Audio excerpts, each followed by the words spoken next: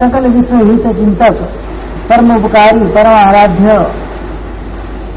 चरण तीर्थपति श्रमण भगवान महावीर स्वामी केवल ज्ञान प्राप्ति के बाद समवसन के अंदर विराजित होकर सकल जीवों के लिए हितकारी ऐसे धर्म देशना का प्रारंभ करते हैं। खुद के लिए उनको कुछ करना नहीं, वो कृतकृत्य हो चुके हैं। अब भव्य जीवों के उद्धार के लिए वो अपना प्रयास करते हैं। अर्थ से परमात्मा देशना देते हैं, गंधर्व भगवान उसको सूत्रों के अंदर ग्रंथित करते हैं और परंपरा से वो सूत्र आगे चलते हुए यहां तक पहुंचते हैं। इस माध्यम से उस समय के अंदर बहुत सारे शास्त्रों की रचना हुई, लेकिन उनमें से अल्प ही बचा सागर के अंदर बूंद के समान इतना हमारे पास आज ज्ञान बचा है। 43 आगम स्वरूप 43 आगम के अंदर तीसरा आगम स्थानांग सूत्र, इसके अंदर प्रथम स्थान की व्याख्या अपनी चल रही है। आज लास्ट हमने देखा 6 आरों का स्वरूप। उन आरों के अंदर क्रमशः पहला आरा, दूसरा आरा, तीसरा आरा, चौथा, पांचवा, छठा आरा उत्सर्पिणी काल का, इसके बाद अवसर्पिणी काल का पहला, दूसरा, तीसरा, चौथा, पांचवा, छठा। तो ये अवसर्पिणी काल का पांचवा आरा वर्तमान के अंदर विद्यमान है। तो आरा क्या होता है? आरा का स्वरूप क्या है? आरा मतलब क्या? आरा मतलब एक प्रकार का उस समय का काल का विभाग होता है। क्या होता है? उत्सर्पिणी काल, अवसर्पिणी काल। अवसर्पिणी काल के भी 6 विभाग, उत्सर्पिणी काल के भी 6 विभाग, सब समान नहीं होते। पहला विभाग 4 कोड़ाकोड़ी सागरोपम, एक उत्सर्पिणी अवसर्पिणी 10 कोड़ाकोड़ी सागरोपम वर्ष का होता है। सागरोपम का मैंने आपको पहले बता दिया सागरोपम क्या होता है।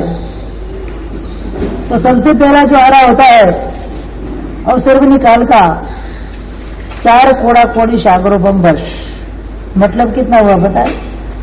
4 के ऊपर 11 जीरो, कितना? 4 के ऊपर 10 जीरो लगा दो, कितना हुआ? 4 कोड़ाकोड़ी सागरोपम वर्ष का मतलब असंख्यात वर्षों का ये पहला आरा होता है। पहले आरे के अंदर धर्म नहीं होता है, एकदम सुखमय आरा होता है। सुषम सुषमा जिसको बोलते हैं, सुख ही सुख है, वहां पर दुख जैसा कुछ है नहीं। ये सुषम सुषमा आरा, उस आरे के अंदर क्या क्या होता है हम क्रमशः उसको जानेंगे आज। इंटरेस्टिंग वस्तु है, समझने जैसी वस्तु है। ध्यान से सुनोगे तो ही पता चलेगा। इधर उधर मन भटका तो कुछ भी चूक जाएगा तो आगे अनुसंधान मिलने वाला नहीं है।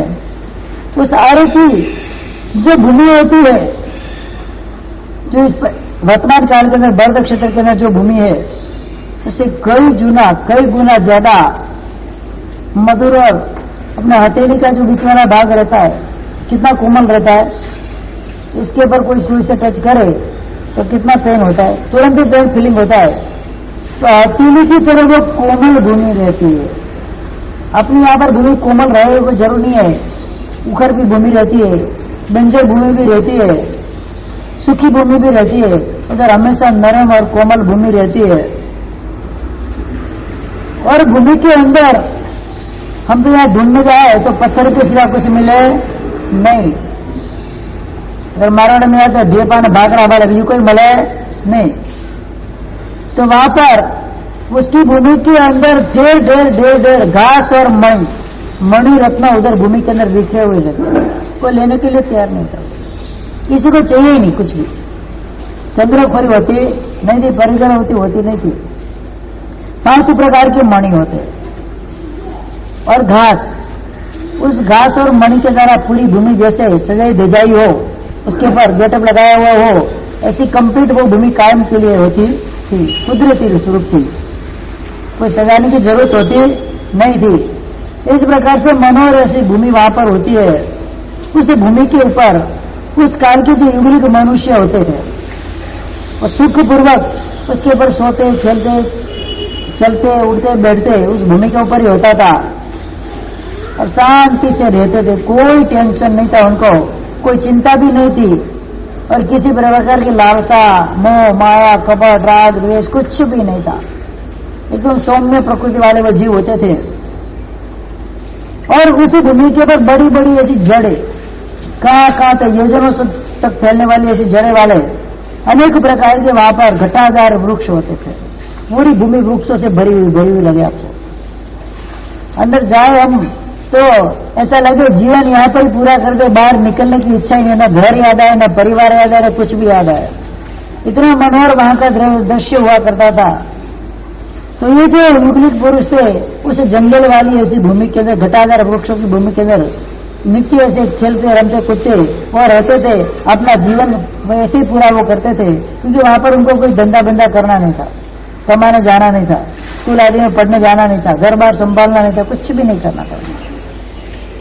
प्रश्न होता है मतलब पूर्व वो करते क्या होंगे? कोई प्रवृत्ति नहीं उनको, तो करना है क्या, कैसे जिए? नहीं धर्म था, मतलब मंदिर बंदिर महाराष्ट्र व्याख्यान प्रवचन कुछ भी नहीं था उधर, न कोई बिजनेस था, न कोई गाड़ी घोड़े थे, कुछ भी नहीं। तो पूरा दिन वो करते क्या होंगे और कितना आयुष्य?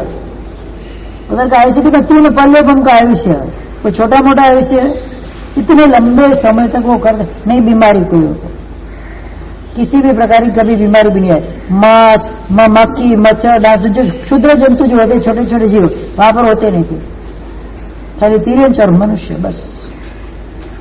एक इंद्रिय, 2 इंद्रिय, 3 इंद्रिय, एक इंद्रिय तो पृथ्वी वगैरह होते थे, 2 इंद्रिय, 3 इंद्रिय, विकलेंद्रिय जीव वहां पर उत्पन्न होते नहीं थे, मतलब कोई मच्छर भी काटता नहीं था, कुछ भी नहीं, बिल्कुल लेस मात्र वहां पर पीड़ा नहीं थी पहले आरे के अंदर।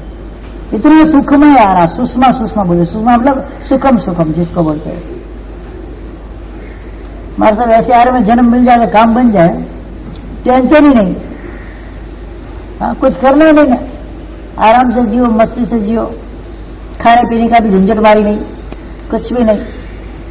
तो इधर कोदाल, उद्दाल, मोद्दाल, ऋतपाल, कृतमाल, दंतमाल, श्रृंगमाल, शंखमाल, श्वेतमाल, ऐसे वृक्षों के नाम है। अलग अलग प्रकार के विविध जाति के वृक्ष होते थे वहां पर, वो वृक्ष अभी दिखने ही नहीं है, दिखते ही नहीं है यहाँ पर। तो कांटे वाले वृक्ष ही मिलेंगे, फूल वाले वृक्ष तो कम मिलेंगे। बंजर जमीन के अंदर जो वृक्ष पैदा होंगे तो कैसे होंगे? बंजर जैसे, क्योंकि वो पूरे वृक्ष घटादार थे, हरे भरे एकदम, हरी पत्तियों से फल फूल वगैरह पूरा कायम 12 मास भरे हुए रहते थे। सुगंधित वृक्ष क्या होते थे? सुगंधित वृक्ष, मिट्टी में से भी खुशबू आती, मिट्टी भी कितनी उसकी पवित्र और सुंदर होती थी, मिट्टी में से भी खुशबू आती थी। उसके वो मिट्टी का ही आहार करते थे वो लोग।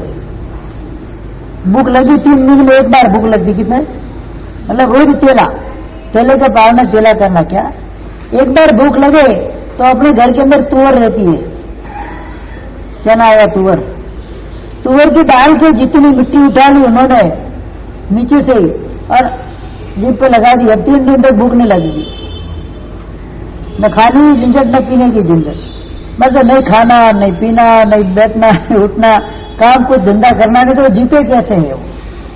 बस वही तो सुख है, जहां पर काया की कोई प्रवृत्ति नहीं है, मन वचन की कोई प्रवृत्ति नहीं है, जहां बोलना भी उनका कम, एक दूसरे से बात भी नहीं करे। युगलिक पैदा होते थे, मतलब एक कन्या और एक बालक दोनों साथ में पैदा होते थे, बस जिंदगी में उनको ही साथ में रहना, पति पत्नी भी वही रहते थे। और जीवन भर जब उनका आयुष्य से 6 मास का रहता था, तब जाके एक नए युगल को जन्म देते, 49 डेज यानी कि 49 दिन तक उस युगल का पालन करते, और पालन करने के बाद या तो उबासिया है या तो खांसिया है, बस इतने में ही उनका देवलोक में प्रयाण हो जाता था, मतलब मरते समय भी दुख नहीं। फिर जो संतान पैदा हुआ उसे परंपरा आगे चलती। अकेले रहना कितने कितने वर्षों, संख्यात वर्षों तक अकेले अकेले घूमना, हाथी घोड़े बहुत थे वहां पर, कभी उसका उपयोग भी नहीं करा, जा फिर जाना, पैदल ही जाना उनको। ऐसा नहीं कि हम जी बिल्डिंग में रहते हैं, मंदिर में आए तो उधर भी किक मार के आते, अरे 4 कदम तो है, लेकिन आलसी बना इतना हो गया हमारा, यहां से यहां जाना तो 2 व्हीलर के बिना जा सकते हैं नहीं है, 4 सीढ़ियां उतरनी होती तो लिफ्ट, पहले मारे जाए तो लिफ्ट में जाना, पहले मारे तो उतरना तो भी लिफ्ट में उतर। शरीर को इतना जड़ बना दिया हमने, कोई प्रवृत्ति दी नहीं शरीर को, कोई कार्य घर में काम करने वाले न करता था, कुछ करना नहीं, बाहर निकले तो लिफ्ट गाड़ी वगैरह तैयार, किधर भी जाओ लिफ्ट में जाना, लिफ्ट में आना। प्रवृत्ति क्या शरीर की, फिर बीमारी नहीं होगा तो क्या होगा? शरीर के अंदर प्रवृत्ति नहीं रहती है तो शरीर बीमारी का घर बन जाता है। मशीन भी होता है ना, इलेक्ट्रॉनिक मशीन या कोई भी मशीन जो मैन्युअली चलता है, मशीन भी अगर आप 6 दिन 5 दिन 10 दिन 15 दिन नहीं चलाओ, क्या हो जाता है? उसके अंदर भी जंग लग जाता है, वो भी चिपक जाता है। तो शरीर की हड्डियां भी है, इसके अंदर जॉइंट्स है, उस जॉइंट्स का प्रयोग में नहीं लागू तो क्या होगा? धीरे धीरे चिपक जाएगा। फिर ढाकने का ऑपरेशन कराओ, गोड़े का ऑपरेशन कराओ ना, कंधे का ऑपरेशन कराओ ना, इसके बाद ढाकनी खोलो, ये सब क्या है? अब चालू रखो उसकी प्रवृत्ति, उसको मूविंग करते रहो। जब मूविंग होगा कोई भी प्रकार का रोग नहीं आएगा। चुपचाप बस बैठे रहो, सोफा के ऊपर सोते रहो, बेड पे ऊपर सोते रहो, खाओ पियो जलसा करो, ये हालत है हमारी। शरीर को तो कष्ट देना नहीं है, जैसे अनुत्तरवासी भगवान के देवलोक के देव आप सब लोग, बिल्कुल शरीर को कष्ट देना नहीं। फिर कंप्लेन आ गई, हमारे साहब शुगर हो गई, हमारे साहब प्रेशर हाई हो गया, हमारे साहब फलाना हो गया, हमारे साहब जो हो गई।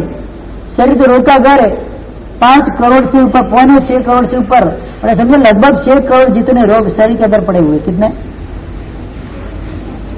शरीर के अंदर 3.5 करोड़ अपने रोम राजी है, मतलब 6 दे 3.5 करोड़, कितने? पूरी छलनी है। शरीर क्या है?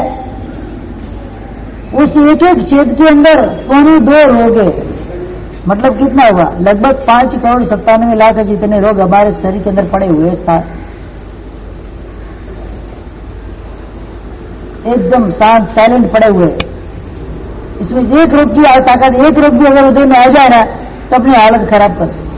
कभी सर दुखने आता है, अरे सर दुखने नहीं आ रहा तो पहले हाथ दुखे तो चले। जब हाथ दुखने आता है, अरे हाथ क्यों दुखता है?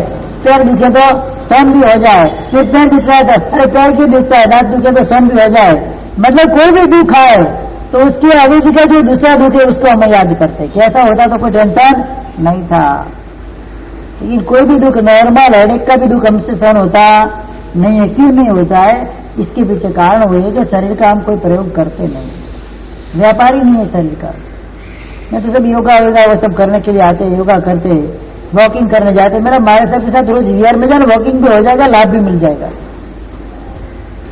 और योगा वगैरह करने की जरूरत क्या है? खड़े खड़े सुबह शाम प्रतिक्रमण करो, सब योगा हो जाएगा। आराधना का लाभ भी मिल जाएगा। और परमात्मा ने प्रतिक्रमण विधि के अंदर संपूर्ण योगा बताया। सारी की सारी आसन, सारी की सारी मुद्राएं प्रतिक्रमण के अंदर आ जाती है। तो हाथ जोड़ते लगातार साथ जो आजमा चक्र आता है खुल जाता है। जय वीरा बोलते कि नहीं बोलते?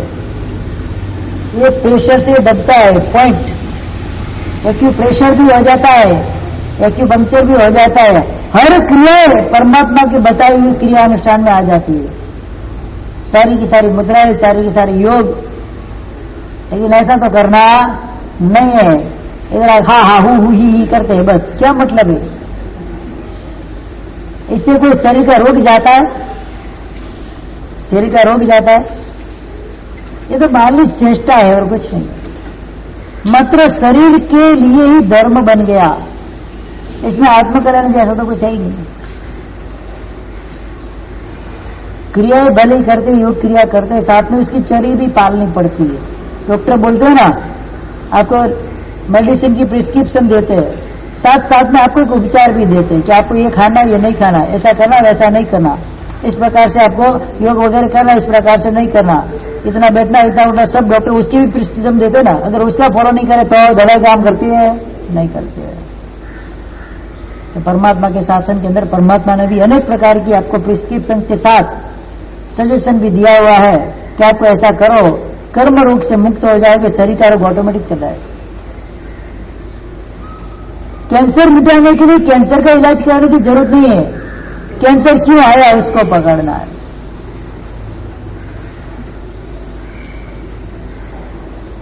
पत्र ना तो सुनो, पत्रम डक्कुम इच्छे मियारी सरम पप्पा सर्वपति मग गई। देशमाला ग्रंथ के अंदर बताया है। किसी कुत्ते को पत्थर मारो, वो कुत्ता पत्थर को पकड़ने जाता है। क्या पकड़ने जाता है? कुत्ता का स्वभाव क्या होता है? आप पत्थर मारो तो पत्थर को वो बच्चा भरने के लिए जाता है, पत्थर को पकड़ने के लिए जाता है। शेर के ऊपर कोई बाण मारता है, शेर बाण को नहीं देखता, बाण कहां से है वो दिशा को देखता है। सर का उत्पन्न कहां से, बाण कहां से उत्पन्न, सर्वोत्पत्ति मच गई, बाण कहां से उत्पन्न हुआ, किस दिशा से है, उस दिशा के अगर उसकी नजर जाती है और वहां को फलांग लगाता है, उसको पकड़ता है। बस शेर और कुत्ते में इतना फर्क है। हम रोग कहां से आया उसको ढूंढते नहीं है, रोग को पकड़ते हुए दौड़ते हैं। रोग का मूल कारण अशाता वेदनीय कर्म का उदय। अशाता वेदनीय कहां से आया?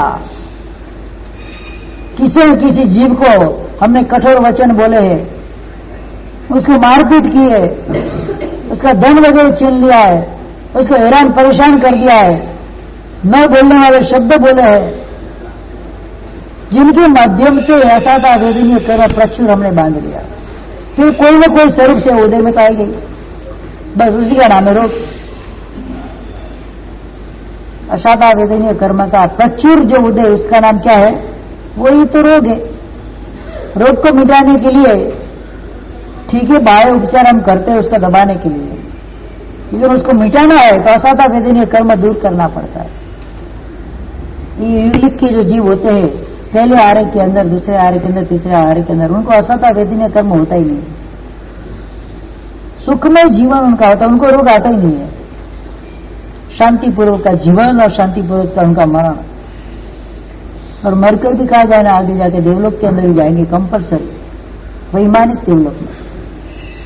उनकी दूसरी कोई गति नहीं है, वैमानिक देवलोक में जाएंगे, या फिर उधर से मनुष्य गति के अंदर भी उच्च स्थानों के अंदर जाएंगे तो आयुष्य बांधे प्राय करके देवलोक का आयुष्य बांधते हैं। कोई कारण से मनुष्य का भी आयुष्य बांध सकते हैं। तो इसी प्रकार से इतने सुखमय जीवन, उसका आधार है शाता वेदनीय कर्म की प्रचुरता। अब शाता वेदनीय कर्म बांधना, रोग नहीं आए ऐसा करना है। घर के अंदर नौकर चाकर को रजा दे दो। 2020 के अंदर 24 मार्च से लॉकडाउन लगा, तब से लेकर 6 महीने तक कोई भी व्यक्ति विदाउट कोरोना किसी रोग के कारण हॉस्पिटल में गया नहीं। बराबर से क्यों नहीं गए? तब कोई हाथ पैर दुखते नहीं थे, कमर दुखती नहीं थी, माथा दुखता नहीं था। हाँ, क्यों नहीं गए? क्योंकि घर के अंदर खुद को काम करना था।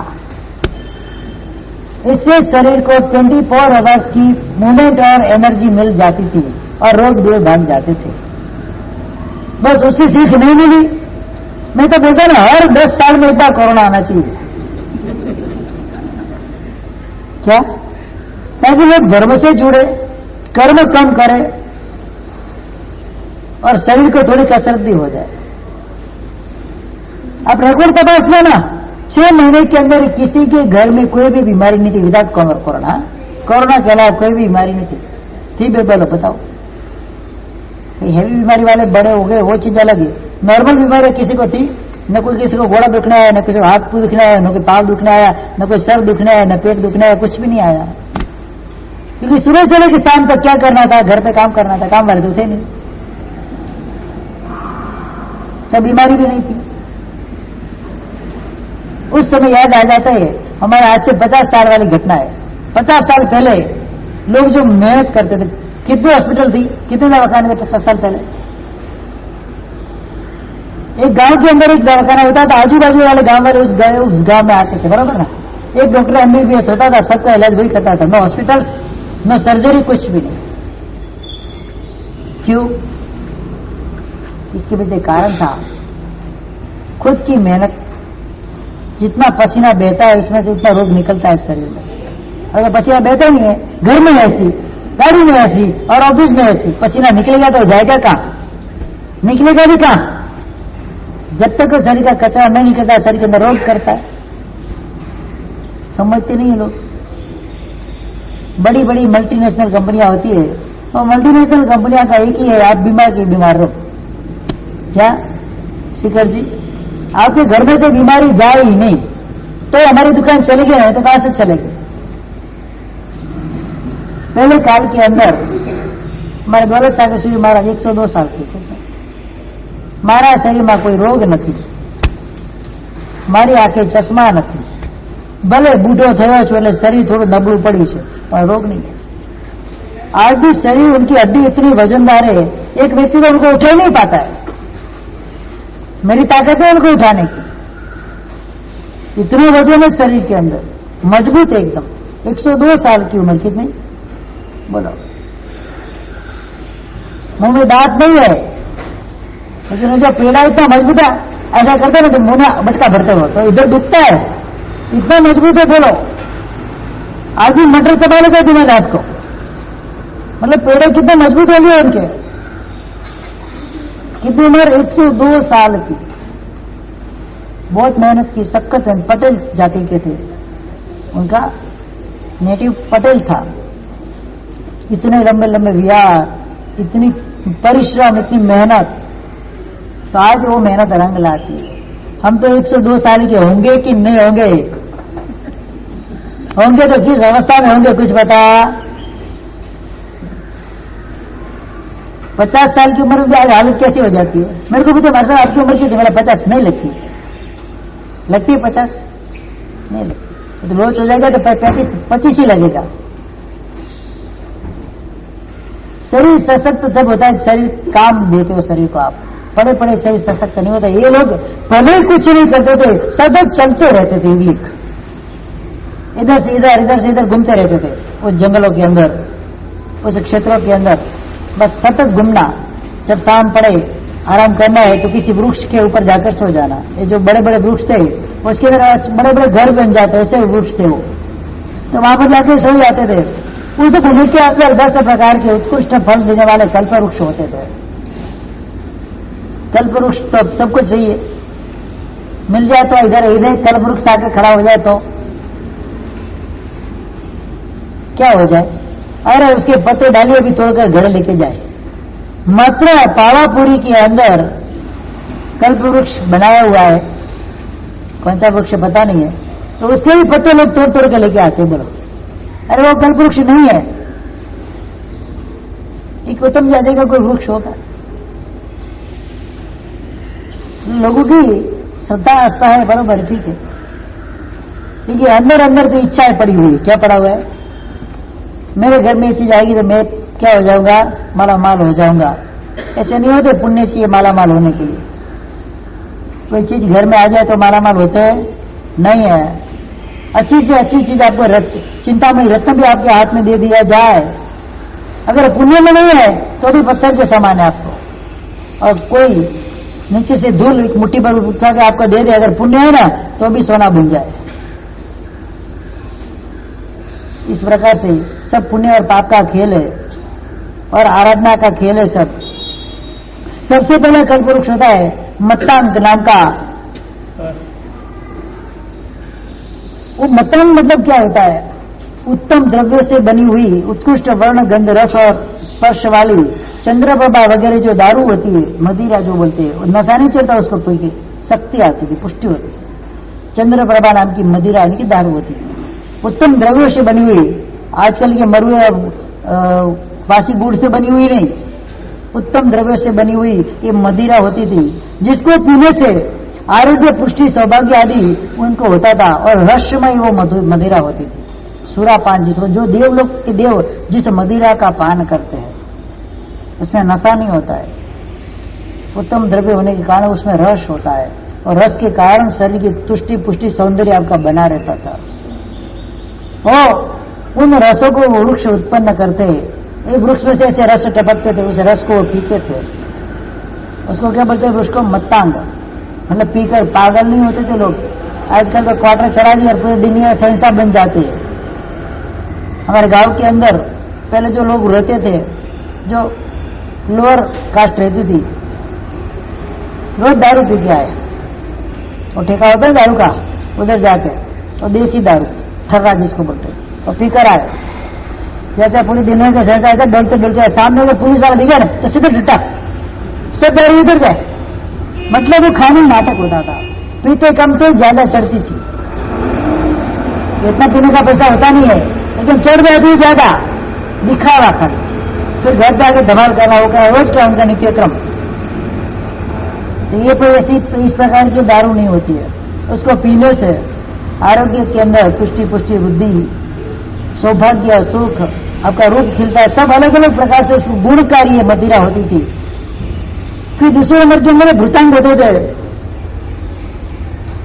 ये वृक्षों के जो फल वगैरह थे, फल कैसे थे, जैसे रत्नों के पात्र जैसे होते हैं ना, ऐसे फल होते हैं। वो भाजन यानी कि पात्र वगैरह आपके घर के अंदर बर्तन वगैरह रहते हैं, उसके फल पत्ते वगैरह, और अपने घर के अंदर रहे हुए जो कटोरे थाली वगैरह इस प्रकार से रत्नों के कटोरे रहते उस प्रकार से होते थे, वो देने वाले होते थे।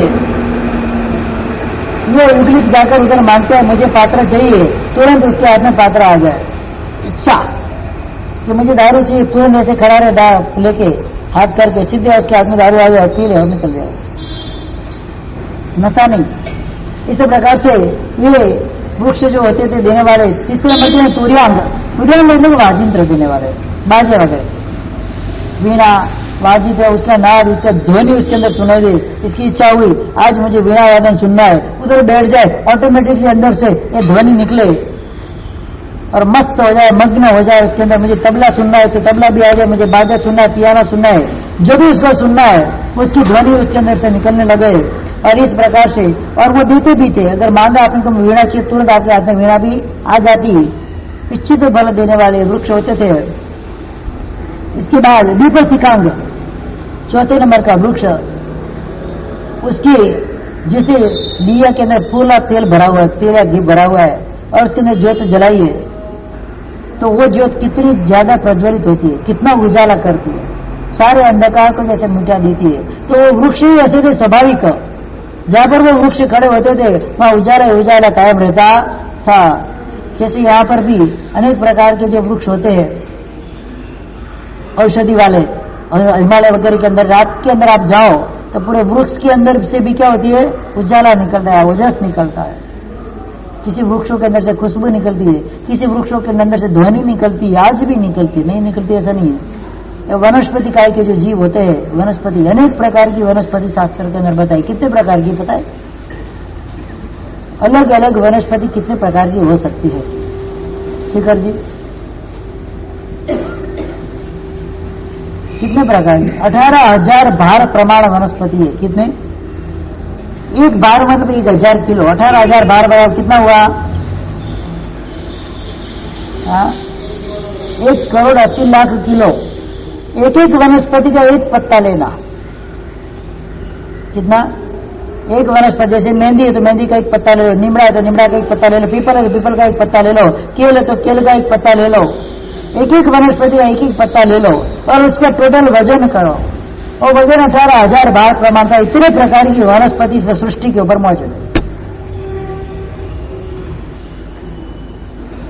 इसमें तो हमने कितनी देखी होगी आज तक, 1800 भी नहीं देखी होगी। 1,80 लाख तो छोड़ो, 1800 वनस्पति तो हमने देखी नहीं होगी। असंख्यात प्रकार वनस्पति के बताए गए, कितने, इसमें तो हमने तो लेस मात्र भी देखा नहीं आज तक। बड़ी बड़ी कुछ वनस्पति देखी हो तो नाम पता नहीं है। जैसे कोई जंगल के अंदर जाते अब 100 कदम भी चलो, 100 कदम के में आपको हजारों प्रकार के पेड़ पौधे मिल जाएंगे, क्योंकि इतनी वनस्पति है। और उन सभी वनस्पति के अंदर हमारे जीवन में अनंत भाव की है। कितने की है, तो एक दो भाव नहीं की, हर वनस्पति के अंदर जाके आए। ये 18,000 भार प्रमाण जो वनस्पति है ना, एक भी वनस्पति हमने छोड़ी नहीं है, सबके अंदर हम जाके आए, अनंत बार, एक बार नहीं। ये दीपशिखांग जो ज्योति देने वाला होता है, फिर से ज्योतिषकांग, वो वृक्षों की ज्योति इतनी होती है जैसे सूर्य का उदय हो गया, सूर्य से भी ज्यादा कांति वाले ऐसे होते हैं। और उनकी जो ज्योति बिजली, उल्का और निर्धूम अग्नि जैसी स्वभाव से उनकी ज्योति होती है, जैसे ऐसा लगता है कि वो जंगल जल रहा हो। क्या, वनस्पति काय में से अग्नि पैदा होती है, मतलब अग्नि में वनस्पति काय होता है। आपको ऐसा लगे दूसरे कि कोई जल रहा है जंगल के अंदर, कोई जल नहीं रहा है, ऐसा वृक्ष ही उधर है। वहां पर रामायण के अंदर बताया था, हनुमान जी संजीवनी बूटी लेने जाते थे, एक अपेक्षा से बताया था उन्होंने। तो वहां पर वो गए, कितनी औषधियां चमक रही थी, और कौन सी संजीवनी पता चला नहीं, तो पर्वत ही उठाकर लेके आए।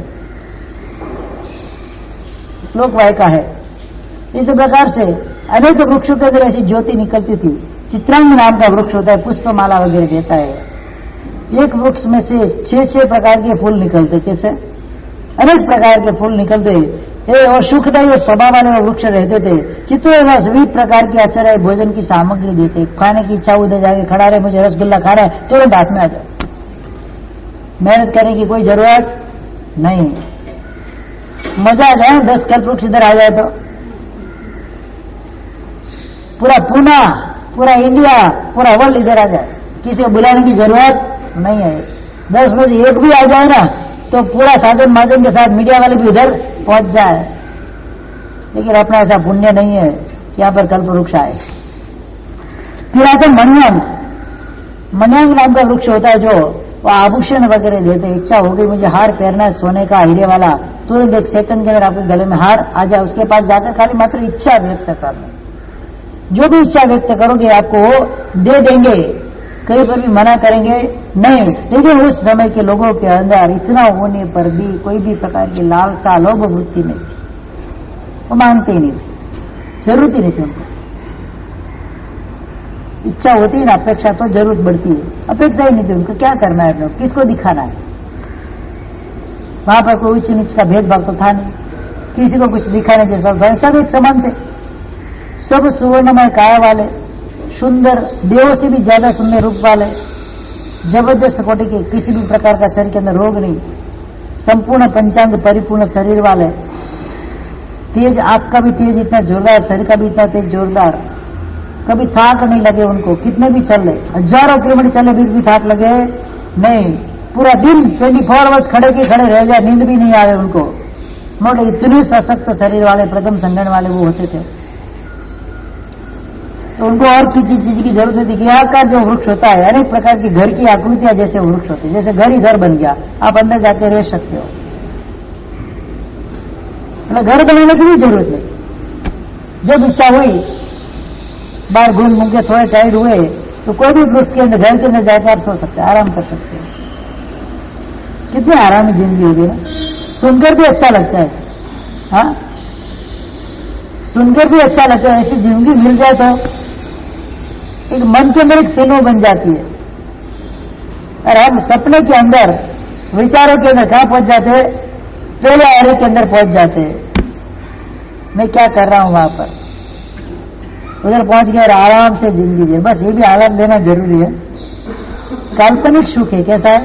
लेकिन उसमें भी अगर शरीर को थोड़ा आनंद मिलता है, मन को, आत्मा को आनंद मिलता है, तो वहां पर ही पहुंचना जरूरी है। किसी गलत जगह पे जाओ, इससे तो अच्छा है कि आप उधर क्या पहले आरे में पहुंच जाओ, कल्पना शक्ति से।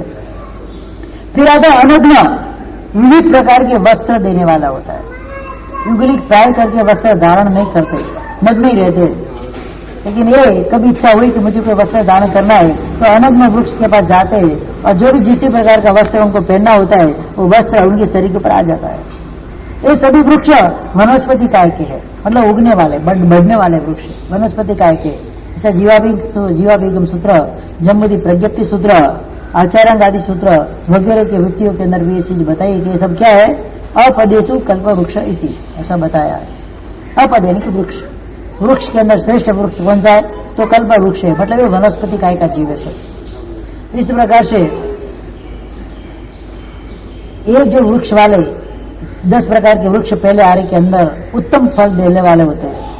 तो धीरे धीरे जैसे समय जाता है, उनके फल के अंदर भी घटोती आती है, और धीरे धीरे फल देना बंद भी कर देते हैं।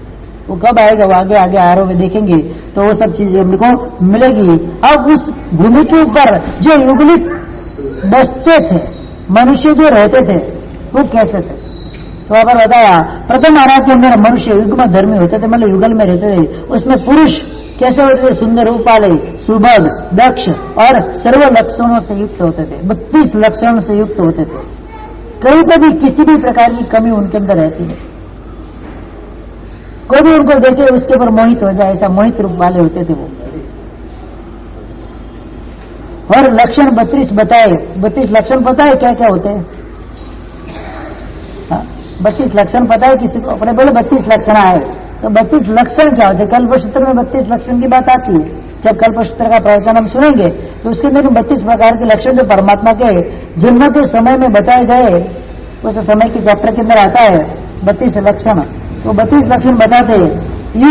युग यानी कि खंबा, स्तूप यानी कि जो स्तूप बनाए रहते हो, ध्वज, छत्र, कमंडल, यव, अंकुश, पताका, कछुआ, मगर, मोर, सुप्रतिष्ठ, पृथ्वी, तोरण, समुद्र, मंदिर, आदर्श, पर्वत, गज, वृषभ इत्यादि जो होते हैं अलग अलग शुभ आकृति, 32 प्रकार की शुभ आकृति उनके शरीर पर कायम रहती थी। वो जन्म से होती उनको।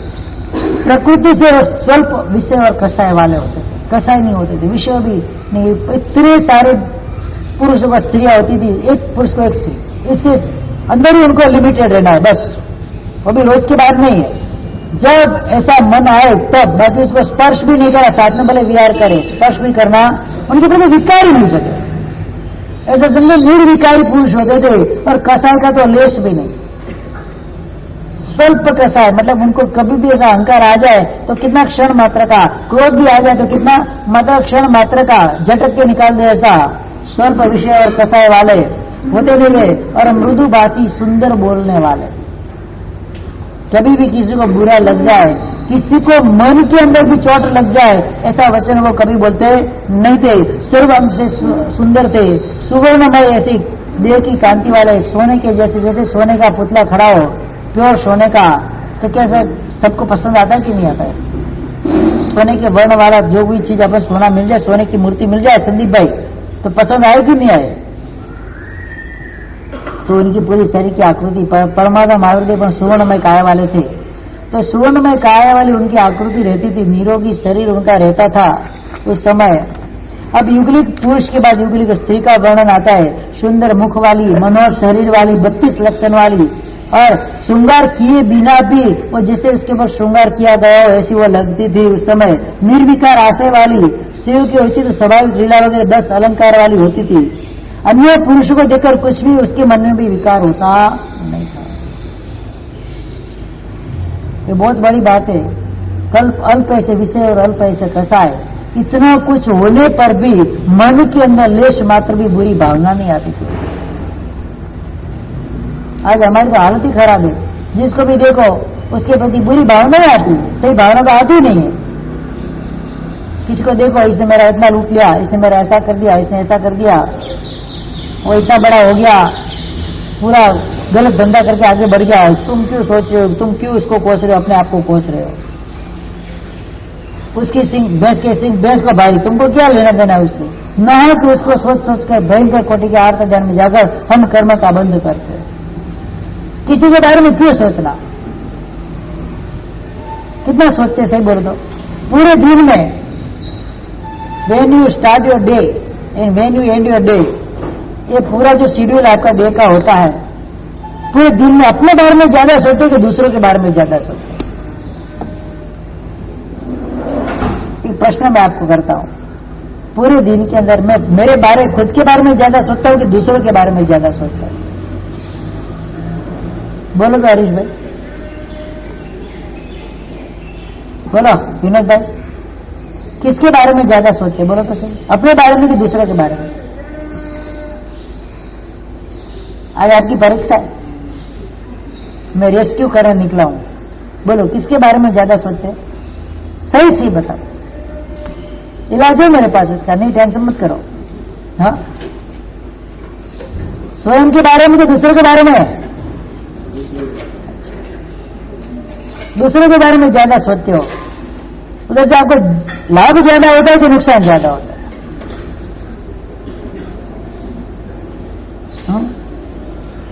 लाभ ज्यादा होता है कि नुकसान ज्यादा होता है?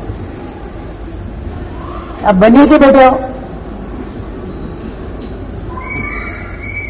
एक एक सवाल में जवाब दो मुझे सही ढंग से। अब बनिए के बैठे हो, बनिए के बैठे लाभ ढूंढता है कि नुकसान ढूंढता है? हाँ, तो किसके बारे में ज्यादा सोचना चाहिए? लालो लाभ वगैरह लौटे नहीं, ऐसी कहावत है। जहां पर लाभ दिखता है वहां पर ही अपन हाथ डालते जाए, अपना लाभ ही नुकसान हो रहा है, उसके बारे में सोचकर दुखी क्यों होना और ना के कर्म क्यों मानना। मतलब वो ऐसा है उसको वो जाने क्या लेना देना है, क्यों कंप्लेन और क्यों आर्ग्यूमेंट। सुखी जब उससे व्यक्ति सुखी कब होता है पता है? जो दूसरों की पंचायती छोड़कर दूसरों के बारे में सोचना छोड़कर अपने बारे में सोचने लगता है ना, वो व्यक्ति दुनिया का सबसे बड़ा सुखी, ऐसा मेरी मान्यता है। दुनिया का सबसे बड़ा सुखी कौन? मात्र अपने बारे में सोचता है, स्वार्थ बुद्धि से नहीं, अपने कल्याण की बुद्धि से। मेरी आत्मा के ऊपर कोई भी प्रकार का, किसी भी प्रकार का विषय कसाय वगैरह का लांछन नहीं लगे, मैं किसी कसाय के अंदर डूबकर मेरे आत्मा को डुबाऊं नहीं, उसके बारे में सोचने वाला सबसे बड़ा सुखी मैं इसको संसार में मानता हूं। पूरी 24 आवर्स में से आपके 8 घंटे नींद में जाते, 16 घंटों के अंदर 16 मिनट भी अपने पास अपने बारे में सोचने का वक्त नहीं है। बराबर है क्या गलत है? उठते दूसरे की चिंता, पानी नहीं आया उसका क्या होगा, लाइट नहीं है, नेट नहीं चल रही है, दूध वाला नहीं आया है, दूसरे के बारे में चिंतन। बस एक एक क्षण में, एक एक विचार में चिंतन किसका होता है? इस सब प्रकार का अर्थ ध्यान बताया गया है। मैंने बताया था ना बीच में 63 प्रकार के अर्थ ध्यान के अंदर। पूरे दिन के अंदर अगर आप हिसाब लगा लो तो मैक्सिमम अर्थ ध्यान पूरे दिन में हमारे द्वारा हो जाता है। चिंतन करना जरूरी है, चिंता करनी जरूरी नहीं है। हर चीज में चिंतन करो, मैं ये कर रहा हूं उससे मुझे लाभ है कि नुकसान है, मैं आगे बढ़ रहा हूं कि पीछे जा रहा हूं, क्यों उसके बारे में सोचता हूं। व्यक्ति के बारे में या वस्तु के बारे में दो चीज होती है, जड़ या चेतन, पुद्गल या चेतन आत्मा, दोनों के बारे में हमको सोचना है। किसी तो सोचने की जैसे हमारे पास कुछ बात है नहीं, ये खराब हो गया, आज वॉशिंग मशीन खराब हो गया, आज शॉर्ट सर्किट हो गया, पुद्गल की चिंता, आज बेटे को स्कूल में लेके जाना है, आत्मा की चिंता, दूसरों की, अपनी नहीं।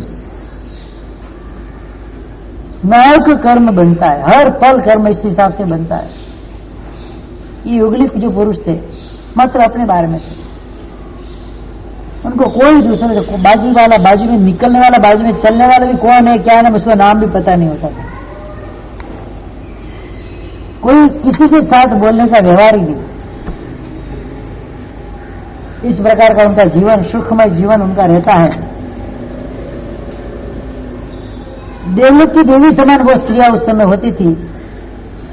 अब उनके शरीर की विशिष्टता, अपने शरीर के अंदर जो पसली होती है, कितनी होती है? 4 और 4 8, कितनी होती है? उनके शरीर के अंदर 256 पसलियां होती थी। कितनी? 128 ये बाजू, 128 ये बाजू, 256 पसलियां। 3 गांव का उनका शरीर, 3 गांव यानी कि 1 गांव यानी कि 3 किलोमीटर, 3 गांव यानी कि 9 किलोमीटर लंबा शरीर उनका होता है। का 2 युगलिक सो जाए यहां पर लंबे 2 या 3, तो पुनः इस स्वर से उस स्वर पे पहुंच जाए। 3 गांव का उनका शरीर, कमल के जैसा उनका श्वास, श्वास के अंदर भी सुगंध होती थी। कभी ब्रश नहीं करते थे, कभी जेल नहीं लगाते थे, कभी माउथ वॉश नहीं, माउथ फ्रेश के माउथ वॉश जो भी बोलते, कोई उसका यूज करते नहीं, कॉलगेट नहीं, क्लोजअप, कुछ भी नहीं होता था। फिर भी उनके श्वासों के अंदर कमल की जैसी सुगंध सतत निकलती थी। श्वासों श्वास कमल समा, जी ने परमात्मा के बारे में बताया ना, परमात्मा की अतिशय है। परमात्मा के श्वासों श्वास में भी कभी भी दुर्गंध आती नहीं थी, उसमें कमल की जैसी सुगंधी हमेशा रहती थी। प्रकृति से वो भद्रक होते थे, सरल होते थे, कसाय उनका पतला होता था, संतोष वाले होते। इतना धन धान्य उनके आजू बाजू में पड़ा हुआ, ढेर का ढेर धान्य का पड़ा हुआ रहता है। कितना धान्य पकता था उधर, गेहूं चने सब प्रकार के 24 प्रकार के धान्य उधर पकते थे। कितने नाम सुने? 24 धान्य के नाम पता है आपको? धान्य कितने प्रकार के, अनाज जिसको बोलते हैं अपनी भाषा में, कितने प्रकार के अन्न, कितने प्रकार के होते? 24 प्रकार के। हमारे इधर तो 24 में से शायद अभी 8-10 ही मिलते होंगे, नाम ही नहीं पता है। इसका भी शायद आगे होगा तो बात आएगी। तो ऐसे धान्य से भरपूर भूमियां रहती थी, उसका कोई उपयोग नहीं था। पकता भी खुद था, कोई खेती कर नहीं जाता था, सहज रूप से भूमि ऐसी थी, सहज रूप से भूमि फलद्रुप होने के कारण वो पकता था, फल फूल ढेर का ढेर लग जाता, फल फूल का कोई खाने वाले नहीं था, न प्राणी उसको खाते थे न मनुष्य उसको खाते थे। प्राणी भी ऐसे होते थे, जैसे शेर चित्ता वगैरह होते, उनके अंदर भी कसाय नहीं होता था, स्वल्प कसाई, कभी किसी को मारने की वृत्ति नहीं थी। शेर और बिल्ली, शेर और हिरण दोनों पास पास में बैठकर बातें करते, ऐसा लगता है।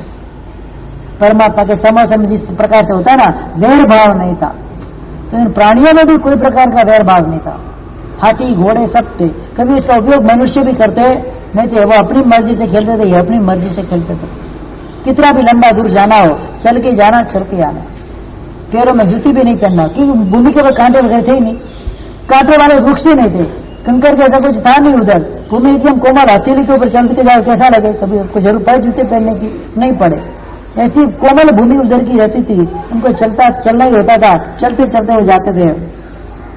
इस प्रकार से रसातल पर पकने वाले गेहूं चावल होने पर भी आहार के उपयोग में वो कभी लेते नहीं थे, क्योंकि उनको आहार में क्या लेना था, उस क्षेत्र की जो मिट्टी होती थी और तुअर के दाने बराबर इतनी मिट्टी उठाकर मुंह में जीभ के ऊपर लगा दी, 3 दिन तक उनको खाने की कोई जरूरत नहीं है, इतनी उसके अंदर ताकत थी। यहाँ पर बताया कि मिट्टी कितनी को, कल मैं आगे प्रवचन मैंने बताया भी था, ये भूमि कितनी रसमय होती, कितनी रसदार होती, चक्रवर्ती के भोजन से भी अनंत गुना रस वाली भूमि रहती। इतना ही खाए बस काफी हो गया, 3 दिन तेरा हमारे साथ ऐसी मिट्टी मिल जाए तो तेले के पानी तेला रोज चालू हो जाए, बस ज्यादा जरूरी नहीं थी, इसकी ताकत इसके अंदर इतनी थी, कितनी भी आप इतनी सी खा लो, बस टच कर लिया पेट में गई, बस 3 दिन तक न खाने की इच्छा न पीने की इच्छा। हर तीसरे दिन आहार करना तुअर के दाने के बराबर, वो क्षेत्र की मिट्टी को खाकर वो जीवन अपना बसर करते थे। लिखा है इसमें, आहार पृथ्वी की मिट्टी हो और कल्पवृक्ष के फल का 3 दिन में एक बार तुअर के दाने जितना आहार मात्रा करते थे। कल्पवृक्ष के अंदर ही वो रहते थे, कल्पवृक्ष के पास सर्व सामग्री प्राप्त करते थे। क्षुद्र जंतु वहां पर होते नहीं थे, जाति वेरी पशुओं में भी होता तथा पशु भी वैर रहित होते थे। इस प्रकार से उनका जीवन मस्ती से चलता है। और युगलिक के प्रकार भी बताए, कितने प्रकार के युगलिक होते हैं। कोई युगलिक के शरीर के अंदर कमल के जैसे सुगंध निकलती, पद्म गंधी बोलते थे। मृग गंधी, किसी युगलिक के शरीर में से मृग यानी कि कस्तूरी जैसी सुगंध निकलती थी। कोई अमम होते थे, कोई शहा, तेजस तलिन और शनिश्चार धीरे धीरे चलने वाले, कोई तेजस्वी शरीर वाले, जिनके जो खड़े रहते तो जैसा लगे कि लाइट का बल्ब हलचल जल रहा है, ऐसा उनके शरीर में से प्रकाश निकलता था, इतने तेजस्वी हो रहते थे। युगलिक का आयुष्यबंध, युगलिक का जन्म, वो सब बातें बताई यहाँ पर। युगलिक का आयुष्यबंध कब होता था, तो अपने आयुष्य के जो मध्य भाग आता है, तीसरा भाग 2 भाग पूरा हो गया, जैसे 3 पहलू पर उनका आयुष्य होता है, तो 2 पहलू पर उनका आयुष्य पूरा हो जाए तब जाके वो आयुष्य का बंध करते थे।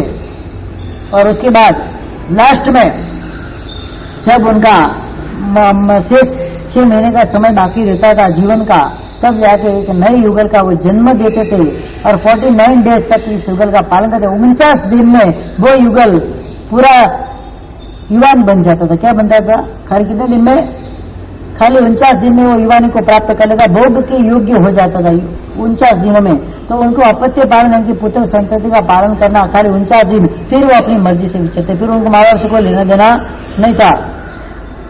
युग में जन्म होता था, 49 दिन तक उनका पालन करते, 3 पहलू उनका आयुष्य रहता था। जबरदस्त है पहला आ रहा था। कैसे 49 दिन का पालन करते उसकी भी वर्णन इधर बताइए। पहले 7 दिन सोते सोते अपना अंगूठा युगलिक चूसते, अंगूठे में अमृत हो जाता। क्या 7 दिन क्या करना है? सोते सोते, जब जन्म हुआ इसके बाद 7 दिन खुद ही अपना अंगूठा चूसते थे। दूसरे दिन 2 हाथ की सहायता से चलने लगते थे, 2 हाथ लगा लगा के चलते थे। तीसरे दिन मधुर वाणी से बोलने लगते, तीसरे 7 दिन में, मतलब 14 दिन बीतने के बाद वो बोलना चालू कर देते। चौथे 7 दिन यानी कि 21 से लेकर 28 दिन तक वो गिरते पड़ते चलते रहते, अपने आप चलना सीख जाते थे। 5वें 7 दिन मतलब जो 28 से 35 वाला होता है, उसमें स्थिरता से, जैसे अपन चलते स्थिर होकर वैसे चलते थे। पहले 5-7 दिन लड़खड़ा, छोटा बच्चा कैसे चलता है? गिरता है, पड़ जाता है, वापस चलता है, ऐसे। इसके बाद स्थिर होकर वो चलते थे। 6वें 7 दिन मतलब 35 से 42 दिन तक वो सर्व कलाओं को जानने वाले हो जाते। इतना फास्ट ग्रोथ उनका होता था। कैसा? अपने को कुछ करने की जरूरत नहीं, कुदरती ऐसा होता है। और 7 से 7 दिनों में 42 से 49 डेज और युवन अवस्था के अंदर प्राप्त हो जाते थे, भोग के सामर्थ्य हो जाते थे, युगली क्रिया की अपनी जो युगली नहीं होती उसके साथ भोग वगैरह भी वो कर लेते थे 49 दिन के अंदर। फिर माता पिता उसका पालन नहीं करते थे, फिर अपने आप वो अपना जीवन बसर करते थे 3 पलेबम का। और इसके बाद 6 महीना से माता पिता का आयुष्य होता है। उबासी आती थी या खांसी आती थी, उबासी या खांसी खाकर वो यहाँ से प्रयाण कर जाते थे और उनके जो शरीर रहते पड़े रहते, तो शरीर का क्या होता, कोई जलाने वाला तो नहीं था, तो मुर्दा को सड़ने लगे, तो क्या करना शरीर का। तो उस समय वहां पर भारण्य नाम के पक्षी होते थे, बड़ी बड़ी काया वाले, जिनको 2 मुंह होता था, 3 पैर होते थे, पांख होती थी, 3 आंखें होती थी।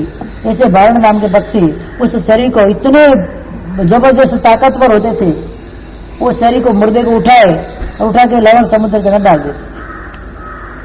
ये प्रक्रिया वहां पर चलती।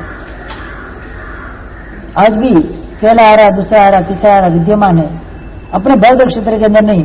हरिवर्ष, हिरण्यवध, रम्यक वगैरह जो क्षेत्र है, फिर अंतर्दीप वगैरह के अंदर पहला आरा चलता है, वहां आज भी इस प्रकार से युगलिक मनुष्य है ही नहीं, ऐसा नहीं है।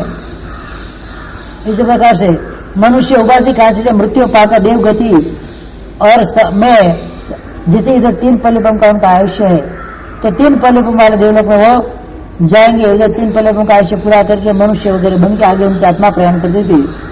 धीरे धीरे सभा से ही अल्प कसाय वाले होते थे और देवलोक में जाने वाले होते पक्षी और 4 पग जो पानी होते जो रहते थे, बाकी क्षुद्र जंतु तो रहते नहीं थे वहां पर।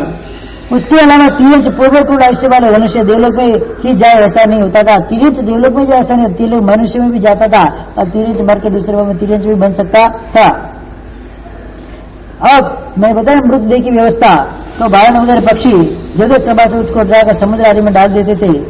अब धीरे धीरे ये उनका आरा चलता था। स्टार्टिंग हुई अवसर भी निकाल से आरे की, अब ये आरा पूरा होने की नौबत पर आया है। चौथा आरा 4 कौड़ा कोड़ी सागर बम, पहला आरा निकल गया, 4 कौड़ा कोड़ी सागर बम वर्ष बीत गया। अब दूसरा आरा शुरू होना है। दूसरे आरे के अंदर वो चीजें घटती जाएगी, वो कैसे घटेगी, उसके अंदर क्या होगा, उसका स्वरूप हम कल देखेंगे। 6 दिन 6 आरों का स्वरूप हमको सुनना है। जब 6ठा आरा आएगा तब पता चलेगा कि हालत क्या होती है। आज का समय तो ऐसे भी हो गया है। पहले आरे का मैंने आपको स्वरूप बताया, समझना है, ध्यान रखना है। कल्पना में दौड़कर पहले आरे में पहुंच मत जाए, सपने के अंदर ध्यान रखना। लेकिन उनकी मनुष्य की तरह थोड़ा निरीह और निरपेक्ष होकर हमारा जीवन बिताएंगे, आत्मा का कल्याण करेंगे, तो ही परंपरा से हमको मोक्ष की प्राप्ति होगी। इस अभ्यर्थना से आज का प्रवचन पर पूरा करते हैं।